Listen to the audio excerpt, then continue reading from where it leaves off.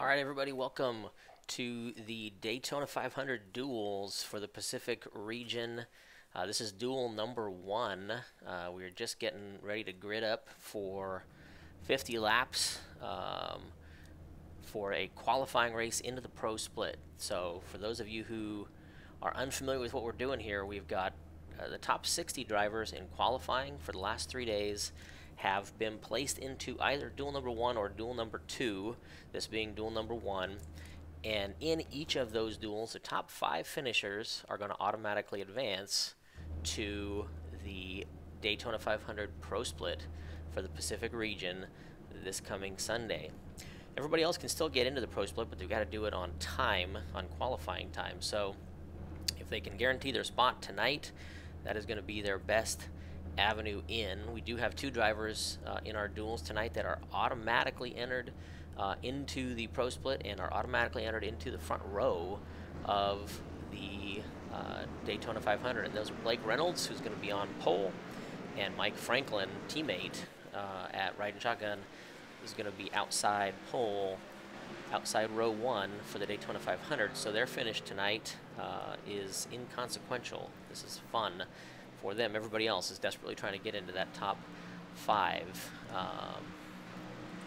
going to see how that goes. But so that's what's at stake here tonight in the duels. So this is just like Daytona 500s of old, where you had at least a few drivers that were trying desperately to qualify their way in to the 500, and that usually came down to the duels.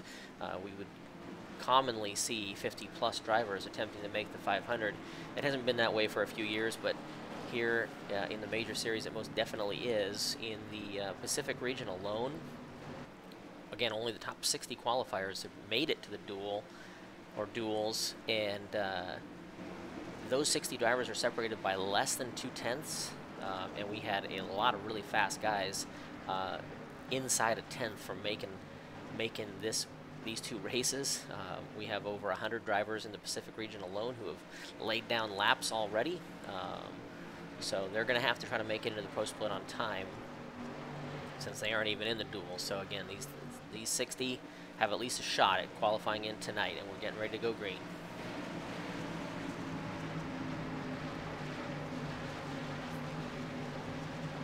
Great. Rolling good, sunny, rolling good, sunny. We got Chris Pence, another Riding Shotgun driver, is leading the field.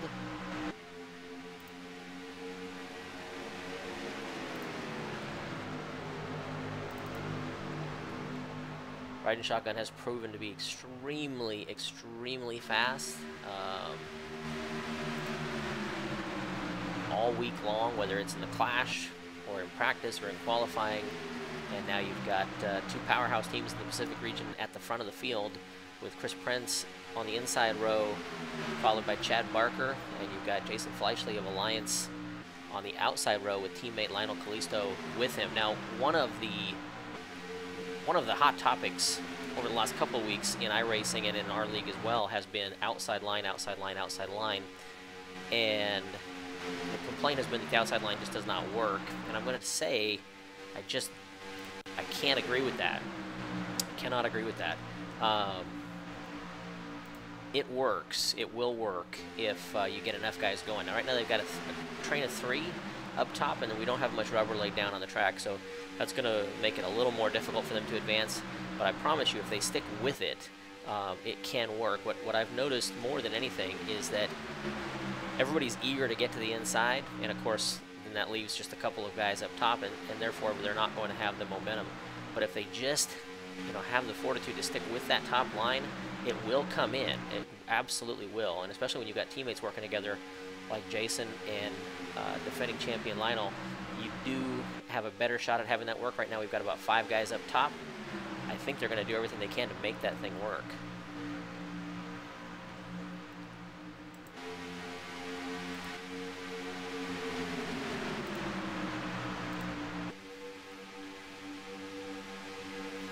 All right, now you can see on the inside line you've got Chris is basically all alone from Riding Shotgun, but he's got a couple of Dog Bear teammates right on his 6, and we've got our first caution. Great driving. How's your car?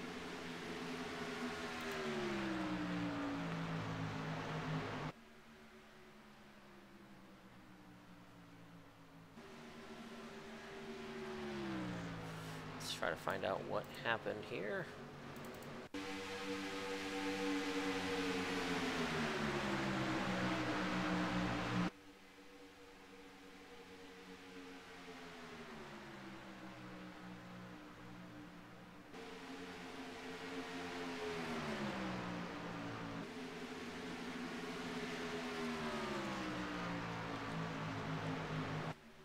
Well, I don't know.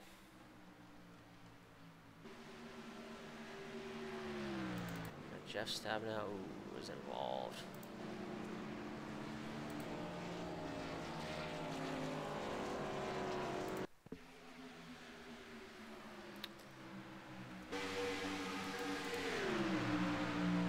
Here's a replay.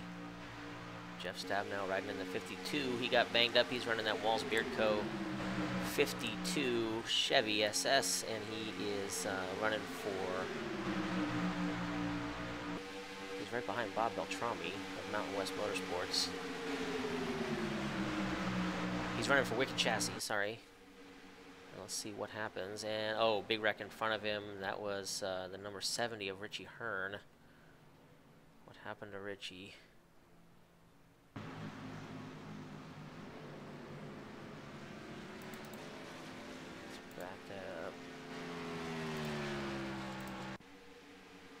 Oh, he gets tagged by the 19 of Nick Kuhn and goes flying around, and that's exactly what happened.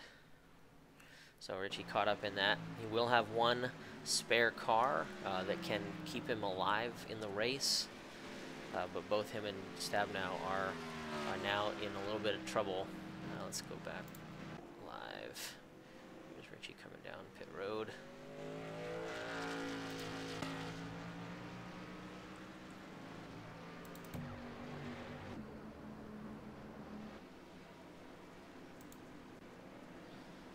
We've got Chris, reset the field. We've got Chris Pence continues to lead. Chad Barker is being shown as second. Where's Jason at? They did get shuffled back a little bit.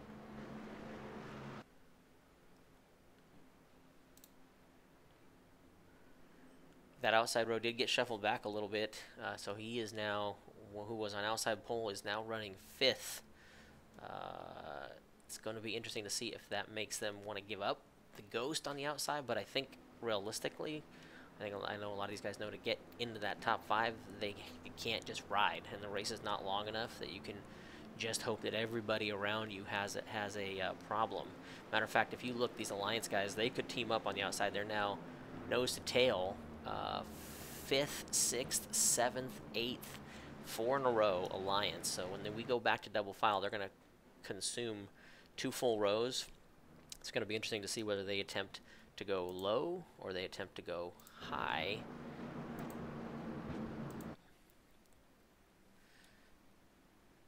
And I will tell you, one of the really big eye-opening moments from the clash was how well Riding Shotgun did as a team to fend off that top spot. Well, right now Chris is on point, but he doesn't have any teammates around him. I don't know that he has any teammates in the race, as a matter of fact. So while he absolutely has a beast of a car underneath him, and he's a heck of a driver, it's going to be difficult to hold off. He's got Dog Bear drivers behind him in Chad Barker and Ray Partridge, running the 18 and 88 respectively. And then you've got the 4 Alliance drivers all stacked up, ready to pounce. So these guys want a ticket into the Pro tonight. That you don't want to have to risk it, knowing how fast you're going to have to be on qualifying to make it into the top 30, 32, 36, something like that. You know, I'm betting it's going to be a 47.25 or lower is going to be required to make Pro, maybe lower, maybe a 47.2. I don't know that guys want to be risking their fate on that 1,000th of a second, so these 4 Alliance drivers are going to be eager to occupy as many of those top 5 as they can, and right now they've only got the 1. You've got a third Dog Bear driver in Dick Mueller running in 9th. So right now you got the top half of this field, top 10, dominated by Dog Bear and Alliance with with Thunder Road's Kevin O'Keefe in 3rd, and of course Riding Shotguns Chris Pence in 1st. We're going to see how long they can hold on and see if they can't team up, because right now you've got on the inside row, you've got Chris and Kevin. Oh no, Chris and Chad. Chad's given himself a self-imposed microphone ban. We'll see how that works for him. Bottom lane is hooked up at this point. Top line is coming. The 629 of Kevin O'Keefe leading that charge. You still have 2 Alliance drivers on the inside, 2 Alliance drivers on the outside. I'm sure they'd like to get together. Thomas Lovelady of Elite West is also on the inside looking to maintain. Wayne Hutchison has also moved up a few spots, it looks like, since the beginning, and he's now got his teammate Dick Mueller. They are now together in 10th and 11th. And the top row is hanging. See if they can't continue to do so. Let's go on board with Kevin O'Keefe. And see if that top row can't make some inroads. Right now he is just about to Jason Fleischle's bumper, who's running the inside row, and he got shuffled back on the outside the first run, so we'll see if he can hang in. Right now we're on lap 8 of 50, coming to lap 9. 1 caution in the books, and Kevin dives down. He gives up the ghost on the outside. Let's see if anybody else is still stuck up there.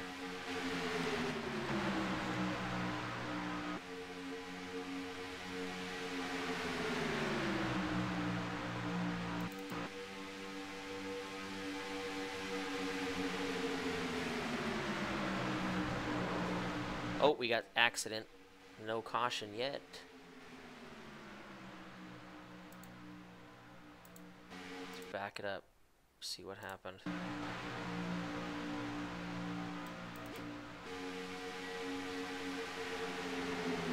Nick is involved again.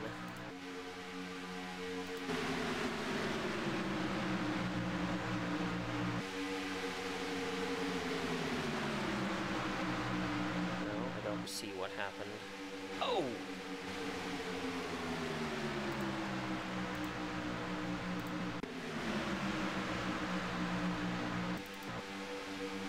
Yikes.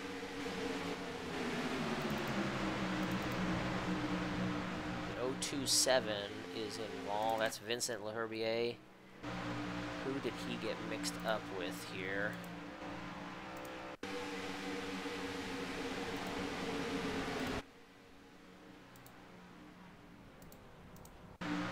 Here we go. Finally got a view, and Vincent's on the inside, and down comes the 16. It's a Dog Bear driver of Dick Mueller. Honestly, just walked into him, unfortunately. Vincent is keeping it straight, though, and he makes it back onto the track. We do not have a caution on the track. He's going to desperately want one. He's running for Kinetic. Kinetic had an amazing race in the international split on last Sunday, taking top honors in the race, top honors for the team, and they now have a commanding lead in the Constructors' Championship in the international region.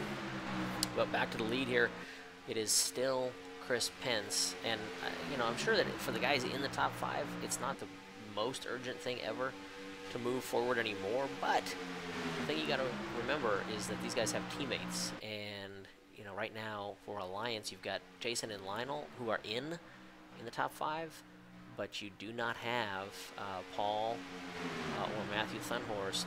Matthew's dropped back to 10th, actually, in the top 5. So they're going to want to try to work together to get as many of their teammates together without sacrificing themselves. It's going to be interesting to see how that actually plays out. I'm surprised that nobody's made a move on Chris here. Again, if the you've got 2 Dog Bear drivers firmly in the top 3.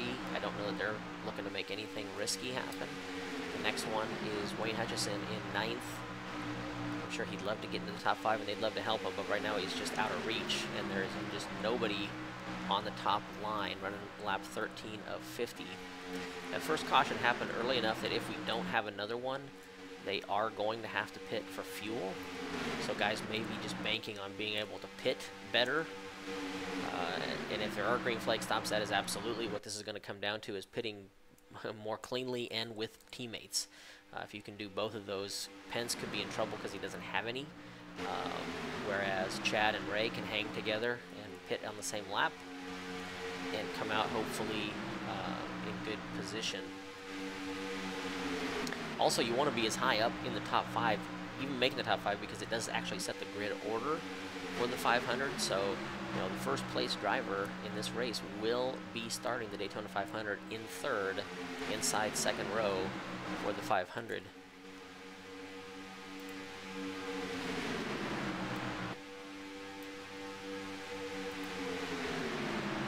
I apologize, there's no overlay on the screen. That was my computer was just not having it. I think I might have built too much into it. I'm sort of a rookie at it, so I apologize. You've got the picture. I think it's streaming fairly smoothly, hopefully.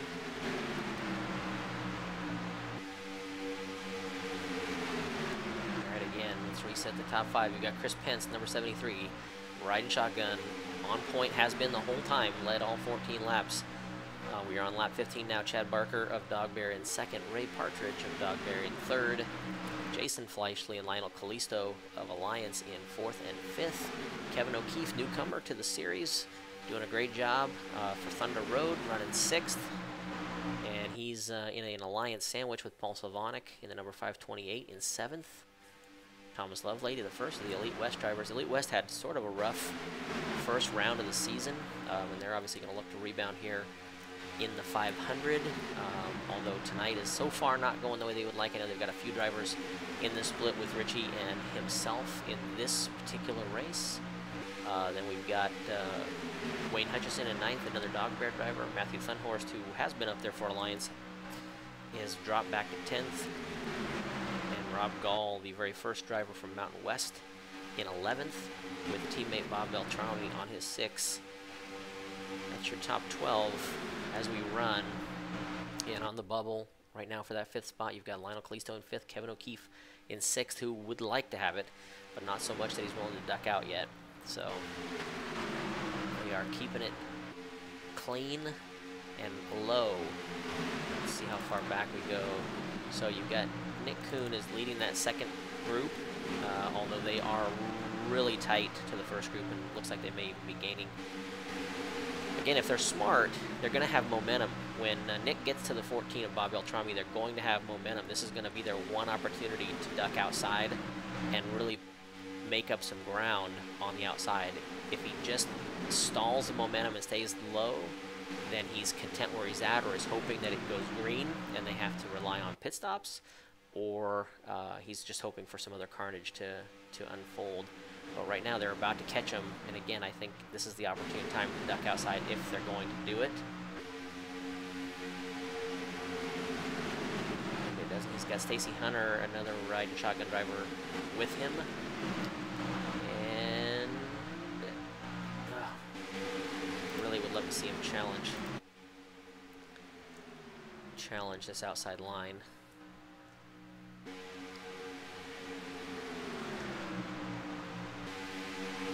But it looks like he's content to stay low.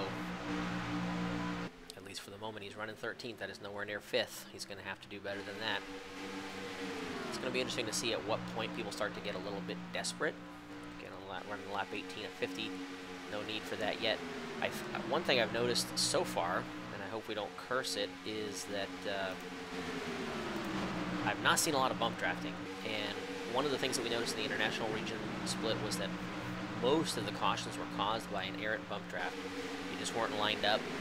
And one of the things we've noticed in this version of the Gen 6 stock cars on iRacing is that for plate racing, the car is as stable as it's ever been under normal conditions, and even in the draft, you're able to hold your line really easily. But it is as unstable as I've ever seen it under contact. So if you get bumped, it is really easy to spin a guy, and I haven't seen a lot of guys too eager to slam into each other. So I'm hoping that they have heeded that. Now you do have a group coming up on the outside. Here they are. Who is leading that charge? Gary Nichols is still on the inside. You've got the 75 of Jeremy Morrison.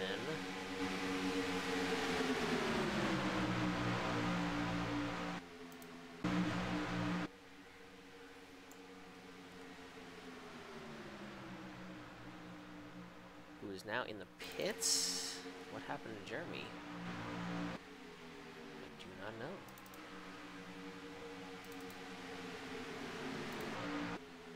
But Ryan Worley of Elite West, running for Elite West 2. He's got a teammate in Richie Hearn on his rear bumper, and they are trying to make the outside line work. They got Ernie Ludwig in front of them, of Northern Lights, and Stacy Hunter in the 39, also up top. So it's a four-car train on the top side. Make that 5 with the 54 of Scott Corbin joining in.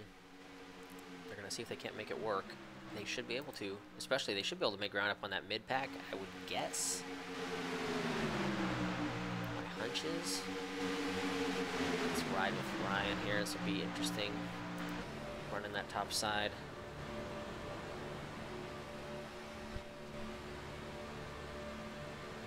If there is anybody out there who's commenting in YouTube, I apologize. I'm not able to watch that chat and do this, so forgive me. Alright, again, we're riding on board with Ryan Wardley of Elite West. Last year, Ryan ran with Rainier Racing. That group sort of split up and kind of all went their own ways this year, and really all found some really good rides. It's going to be interesting to see how those teams do.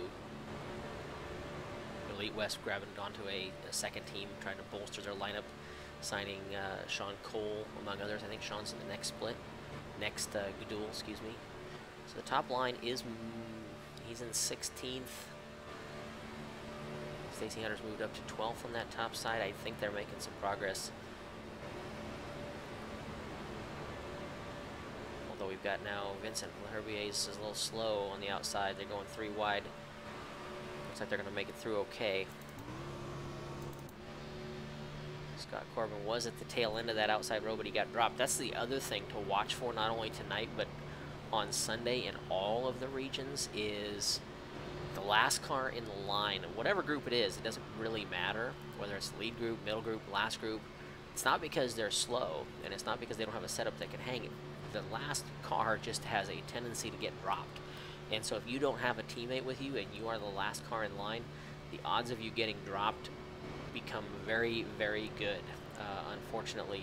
And you really need to be able to work with those guys in front of you. You've got to be on that guy directly in front of you. If you even get, you know, a 0.3 of a second gap between you and the next person and you're in the last car in line, you're done. You're going to fade. So it's going to be something that people have to manage throughout the races. You know, if I'm going to go to the back of the field, it needs to be on purpose, and it needs to be with friends. If it's by myself, if you're a privateer and you're at the back of the line and you don't have anybody to help and you've not coordinated that in advance, you're going to lose the draft. And it won't be any fault of your own. It won't be other than pre-planning, but it won't be because you did anything wrong in the race or that your setup's not good. It's just a factor of the aero in this build for whatever reason. And they're going around, looks like they're going around Jeff Stabnow, who's now 2 laps down, unfortunately. Jeremy Morrison in 27th is 3 laps down, so we've got a couple drivers who are out of contention. Dick Mueller's 1 lap down, Vincent Lehervier's 1 lap down. So Dick right now would be the lucky dog and could get back into this thing, but otherwise you're down to 23 cars on the lead lap fighting for that top 5. Chris Pence continues to lead.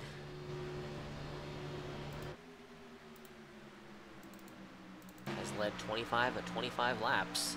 Again, the top several are content, is the best way I can say it, where they're at. mission is to finish in the top 5 here. The win here doesn't G anything. It earns you no points on the season.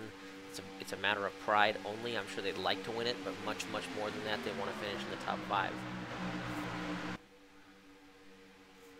And again, you see the respect they're all paying to the draft and to the bump draft. I just have not seen anybody slam into a guy yet.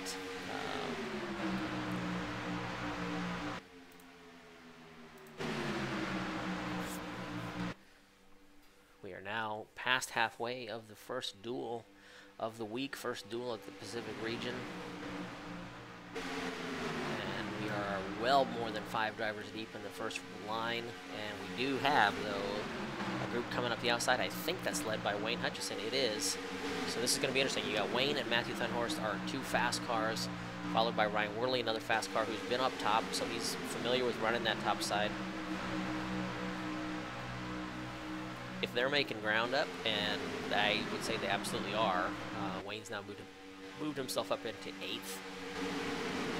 This is where it's going to get interesting, because other guys are going to realize that top side is starting to get bigger and bigger. So far, they're all giving each other plenty of room. But you can see the top side will work. It absolutely will work, especially the more the race goes on and then the track gets rubbered in.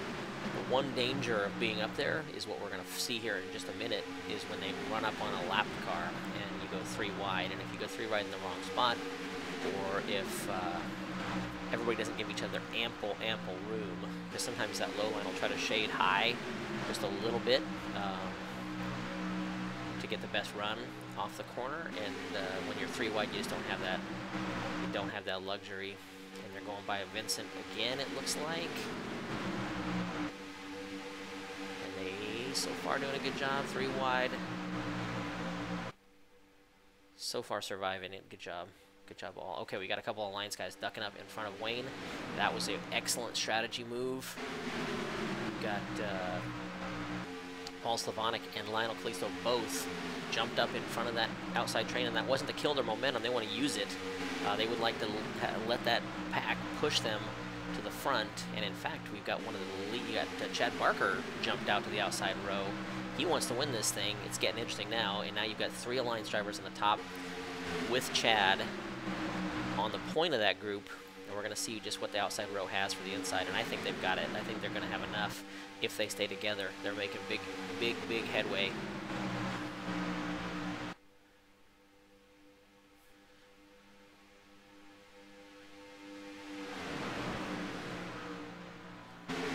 This all started because Wayne and Co. made a decision that they were going to go up top, and it is paying off currently. They haven't made it all the way to the front, but right now it is shaking up the top 5. Definitely, as you've got Lionel and Jason from Alliance inside that top 5, just barely. You got Thomas Lovelady on the inside from Elite West, who was outside in the top 5.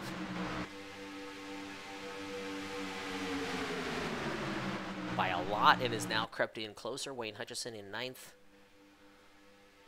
But the distance from them to the front, the distance from them to the top 5, much closer. Again, lap 31 of 50. We've had 1 caution early. If these guys, if we stay green, let's stay green, guys. If we stay green, these guys are going to be pitting around lap 41 or 2. My guess, and I will also guess they're going to hold out as long as they can, because at that point, if you pit early and there's a caution, while you can cycle back around, you will get the wave around. Yeah, you're going to be in trouble. So when you pit is going to be critical. Pitting with friends is going to be critical. Lap 32 of 50, inside row is now starting to regain a little bit of that momentum, but if the top lane sticks with it, they got enough guys. Oh, and now you got Dog Bear teammates up top. Ray Partridge ducks up there to pick up his teammate and crew. So you got Ray leading Chad on the outside with 3 Alliance drivers right behind them. On the inside, you've got Chris Pence, followed by Kevin O'Keefe, who now inherits that 3rd spot, but It's all going to be a matter of which line is faster at the end.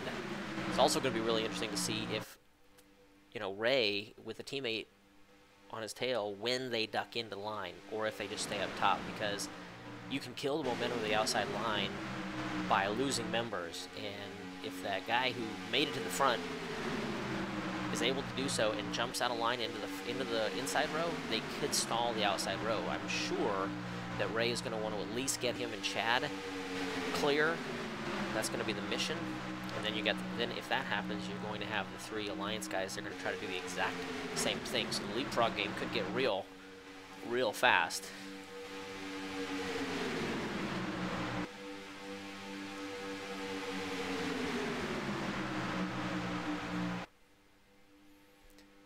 This is fun.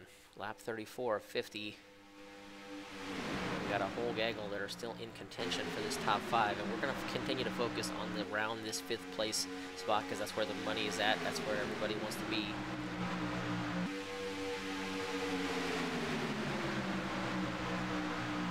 And Thomas Lovelady, all by him lonesome from Elite West on the inside row. Kevin O'Keefe from Thunder Road, all by his lonesome on the inside row.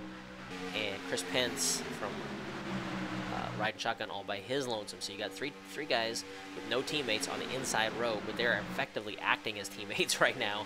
And the outside row is absolutely filled with chock full of teammates. So if it is possible to make it work, they will. You still got Ray and Chad on the outside, and I wonder, you know, they were running second and third for a long time. I wonder if they're regretting moving up.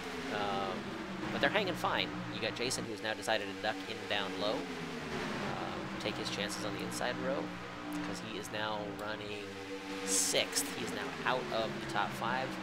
Thomas Lovelady says, thank you very much, I'll take it. So he is the newest entrant into that top 5. Whereas now we've got 0 Alliance drivers in the top 5.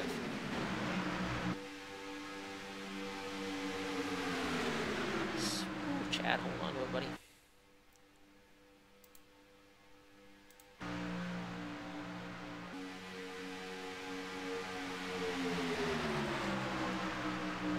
Jason says, Chad, I want to pass you, buddy. And at least for the moment, he does. He's got the momentum, and the battle for 5th is on. But it's just begun, because we do have a pit stop coming up.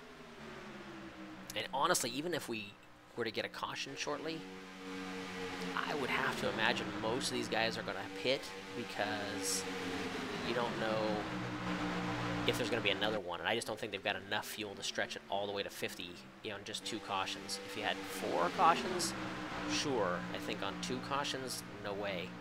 So even with just 1 so far, they definitely are going to have to come in, and they're going to be coming in soon.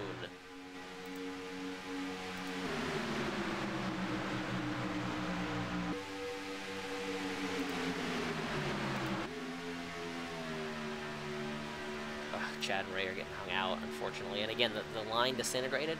They were hanging fine, and if they stay with them, you got Wayne is trying to get to them, and he's got Ernie Ludwig with him.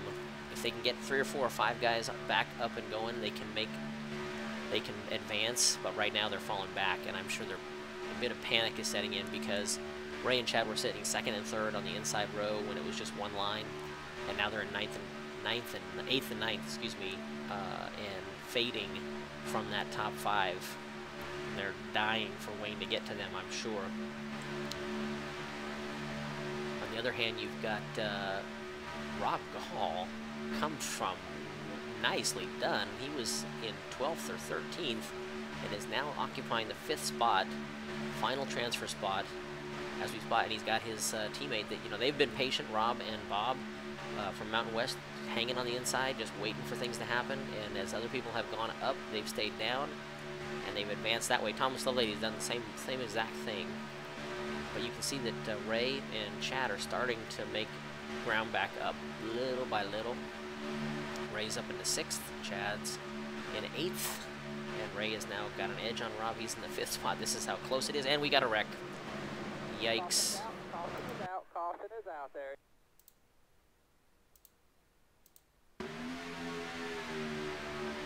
Unfortunate.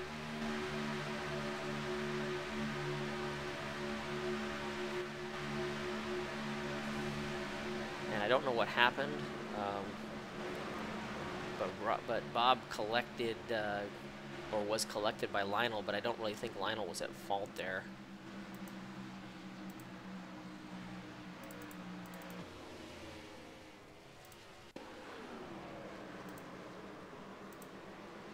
Let's see if we can't get a better view of this. Oof, man, big one. Let's go back another 15 seconds. So it's like he trail braked. I don't know what. I just saw smoke coming from the rear of Bob, and I don't think Lionel had anywhere to go. And it collected a whole bunch of cars. Now, the key is going to be who pits, who doesn't, who thinks they can make it all the way to the end. First car that is pitted is Richie Hearn. He pitted when he was damaged in that first caution. I don't think he can make it either. None of these other cars have pitted, and we've on lap 40. I'm guessing that the pace car has... They're now picked up by the pace car. We should be going... the pit lane should be opening this time by. Going to be very interested to see, and it looks like Chris is going to be coming in. I think they mostly have all got to be coming in. So here is how huge is this pit stop? Chris will be pitting from point.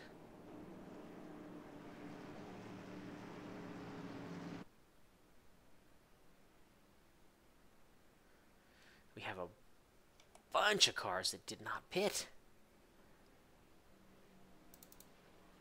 And Chris does get away first of the group that did, followed by Jason Fleischle, followed by Ray Partridge.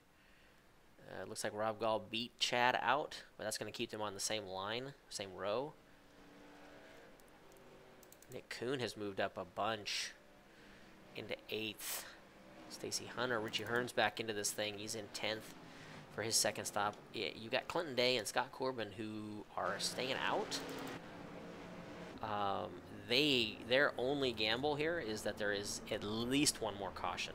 And even with one more caution, I don't know that they can make it. It's going to be really close. For sure, they're going to have some very fast cars behind them. The only saving grace for them is that there are 2 of them, and so they're going to be taking up both the inside and outside row. And therefore, they can't get freight trained. My guess is that Scott's going to try to slot in behind Clinton as soon as he can, but will it be allowed effectively is the question.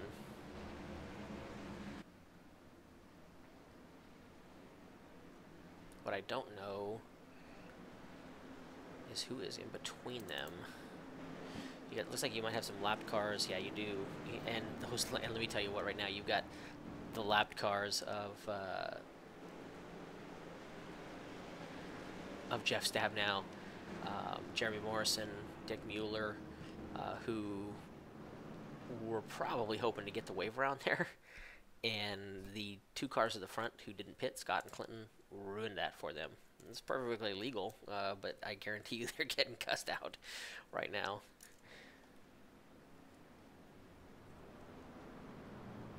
All right, so Chris Pence has led every lap until these last couple.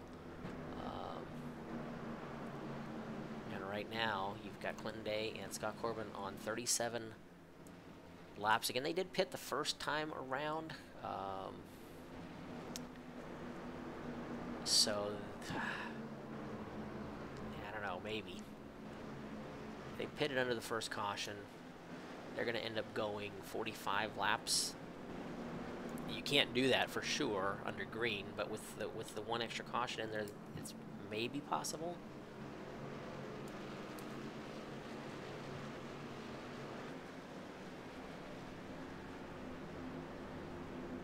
All right, let's, as we get ready to go green here, they're going to start doubling up. We've got Clinton Day in first, Scott Corbin in second. Again, these guys have not been at the front of the field all night, and they're use this as their opportunity. And you know what? Good gamble, probably. You got to finish in the top 5. They were probably going to be well outside of that, so kudos to them for giving it a shot. Just hope they keep it clean. You got Chris Pence, who's led the entire way in P3. He is going to be lined up on the inside row, so I think he's probably going to be happy with that. Jason Fleischle is going to be P4. Ray Partridge, P5. Chad Barker, P6. Rob Gall, P7. Nick Kuhn, P8. Richie Hearn, P9. And Jeff Schmier, who also has been not up at the front, now making his way into the top 10. You've got, what do we've got? Nick Kuhn, Chad Barker, Ray Partridge, 3 Dog Bear in the top 10.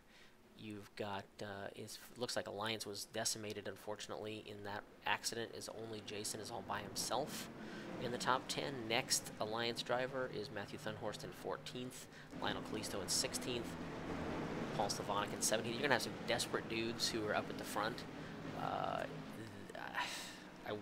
would love for this to go green in the last 7 laps. I just don't know that that's realistic, and that plays right into Clinton and Scott's hand. You know, they're hoping that there's a caution and one early. Otherwise, they're going to be really sweating it on fuel. If it goes green, I think they're in trouble, or at least potentially so. And on pace, I think they might be in trouble. So it's going to be interesting to see how this intermixes.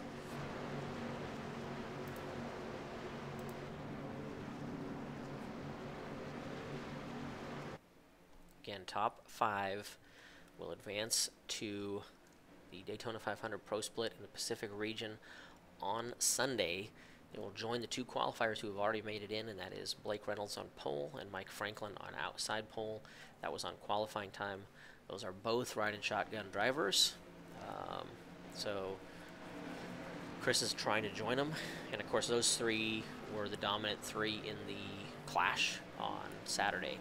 So trying to replicate that.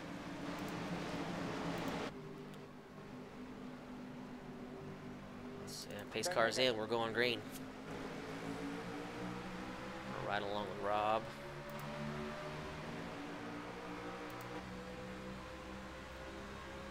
Gall's running 6th. He's on the inside of Jason, trying to take over. And you can already see Scott Corbin is dropping, but he does slide into the front row, into the inside line, I should say. Running for Kinetic Pacific. We know that Kinetic had a good setup, but Scott just has not been up at the front, so we'll see if he has the car under him to hang. Right now, Jason is getting shuffled back on the outside row. He has found his way in, and Chad Barker's 6th place. He's the first man out. These guys all know that a caution here in 1 or 2 laps is going to end this thing, so the urgency to get to the top 5 is huge. Huge, huge, huge. Jason in 7th, 2 spots out. Chad Barker in 6th, 1 spot out. They're trying to make that outside row work. You've got Nick Kuhn, another Dog Bear driver, also on the outside line, trying to make that work. So it's going to get interesting. Sticking with the inside, you got Jeff Schmier being pushed by Matthew Thunhorst, who has definitely made up 5 spots since the restart. Good on him. We know he's got a fast car, and Jason's getting shuffled down to 8th.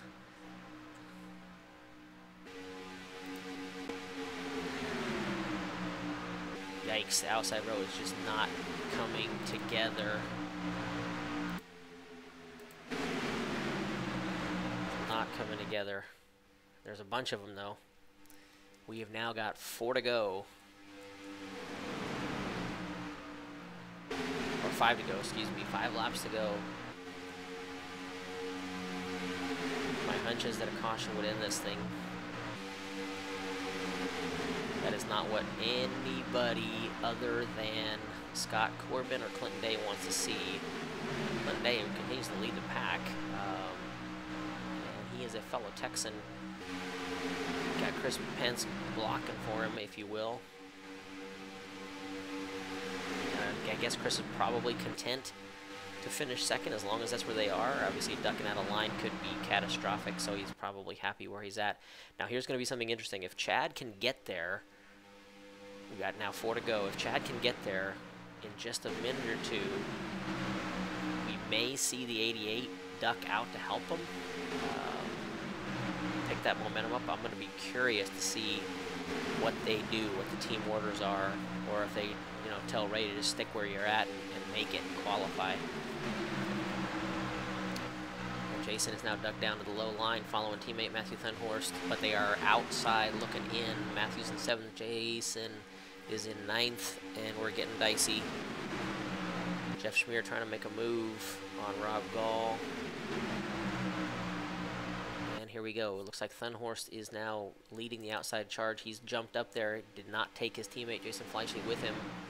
He does have Dog Bear teammates in Nick Kuhn and Chad Barker pushing.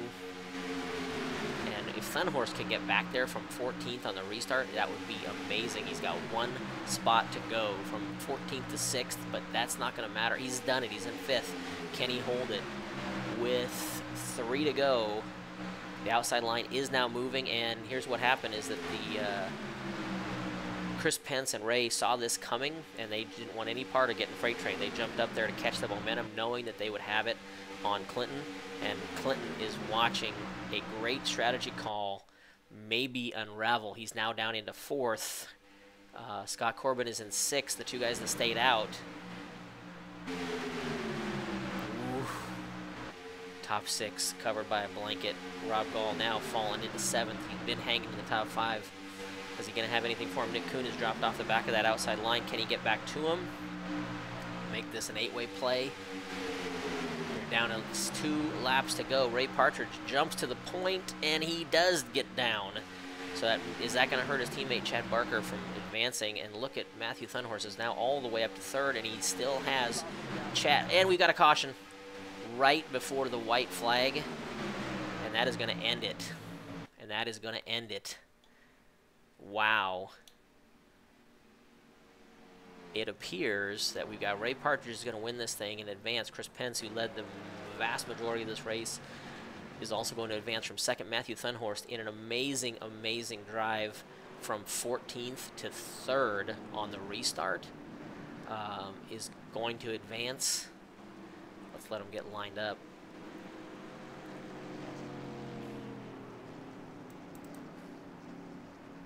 As we are on the white flag lap under caution. Oh, I don't know what caused that caution. We might go back and look at it here in a second.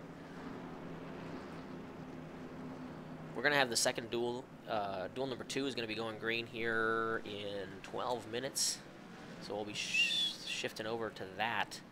But right now it looks like Ray Partridge, Chris Pence, Matthew Thunhorst, Clinton Day with the strategy call. So we got 2 guys that made incredible moves. Clinton Day from a strategic perspective, staying out, and Matthew Thunhorst from just an amazing drive on that last restart, going from 14th to 3rd. And it does look like Chad Barker is going to make the 2nd Dog Bear driver to auto-qualify for the Pro Split 500, leaving Scott Corbin, again, who gambled and just loses, it looks like. Rob Gall in 7th, who had a good run. Steady run, but he did lose his wingman and Bob Beltrami in that last caution, unfortunately. Nick Kuhn, who pushed his 2 Dog Bear teammates to the outside front and was not able to capitalize himself, and Jason Fleischle, who was in the mix the whole night, faded 10th as we finish. So it's unfortunate. Unfortunate. Good job, Ray. Let's see if you burn him down, baby.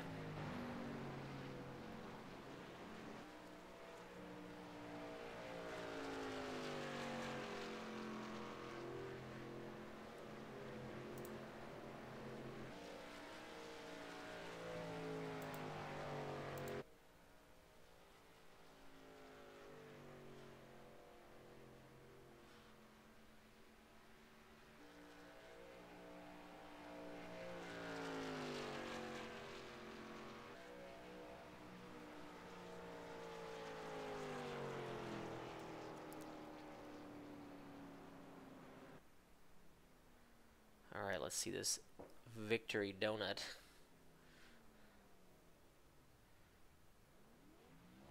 You know, I don't know, and he can correct me, but I don't know that Ray has a win in the major series in any form or fashion. And Ray's a great driver, just a testament to the quality of drivers in the series. This may be his first win, and you got teammate Chad Barker there giving him a little nudge, both celebrating the fact that they have advanced into the Pro Split. Congrats, guys. Congrats, Ray. Okay, we're going to switch on over. We'll be back in a moment.